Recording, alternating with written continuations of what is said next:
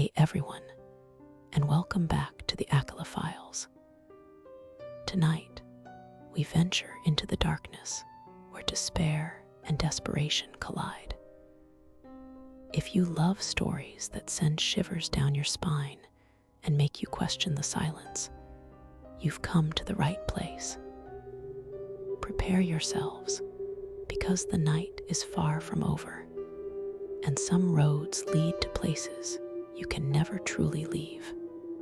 The flickering fluorescent lights of the abandoned gas station hummed a discordant tune, mirroring the unease settling in my gut. It was well past midnight, and my beat-up sedan sputtered its last breath just as I pulled onto the cracked asphalt of what looked like a roadside relic. The nearest town was miles back, and the silence that enveloped me was absolute, broken only by the rhythmic ticking of cooling metal. I was on my way to visit my aunt in a small, forgotten town nestled deep in the woods. The GPS had died hours ago, and I'd been relying on a hastily sketched map that seemed to mock me with its vague, scribbled landmarks. Now, with a dead engine and no signal, I was truly alone. As I sat there, a chill that had nothing to do with the night air crept up my spine. I tried to rationalize it, the isolation, the encroaching darkness, the sheer bad luck of it all. But it felt deeper than that.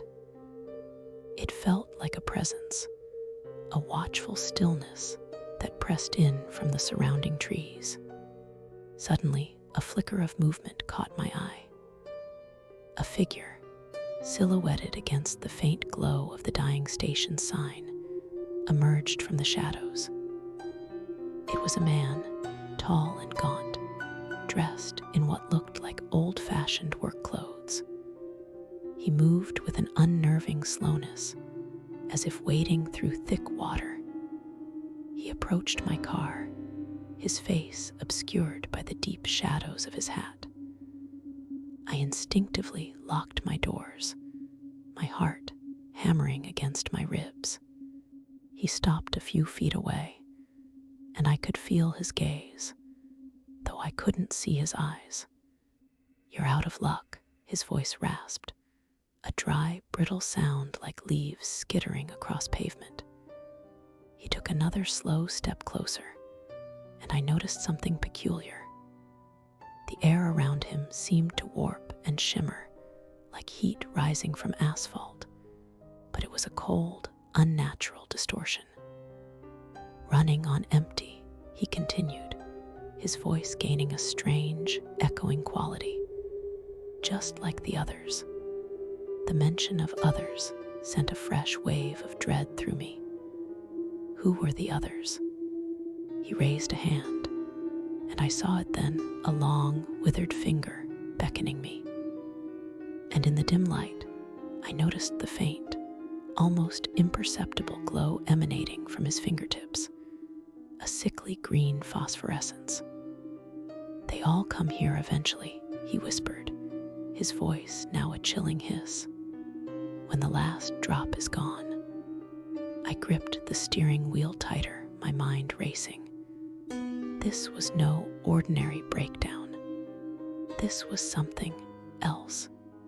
The demonic effect the man radiated was palpable. A foul aura that seemed to seep into the very metal of my car. Then he spoke again, his voice dropping to a low, guttural rumble that vibrated through the car. "And they never leave." A sudden, overwhelming urge to flee washed over me. I fumbled with the ignition, praying for a miracle. The engine groaned, sputtered, and then, with a defiant roar, it caught. Without a second thought, I slammed the car into reverse, tires spitting gravel as I spun away from the ominous figure. I didn't dare look back. The image of his glowing fingers and the chilling echo of his words burned into my memory. The demonic presence seemed to linger, a phantom touch on my skin as I sped away into the oppressive darkness, a primal fear driving me onward, away from the gas station that held more than just empty pumps. Don't think you're safe just because you escaped. That gas station, that figure, they prey on those who are lost, those who run on empty. They wait, and when you least expect it, when your own reserves are depleted, they'll be there. Will you be next? Will you be another soul that never leaves? Think about it.